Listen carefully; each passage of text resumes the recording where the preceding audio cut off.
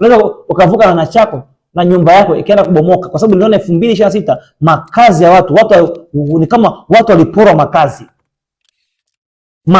Ndio maana Biblia inasema hivi, na wafanye haraka na kutuombolezea ili macho yetu yaturuzike machozi. Sio kwambia 2026 utaona macho yetu yakilia kwenye TV, tunakilia.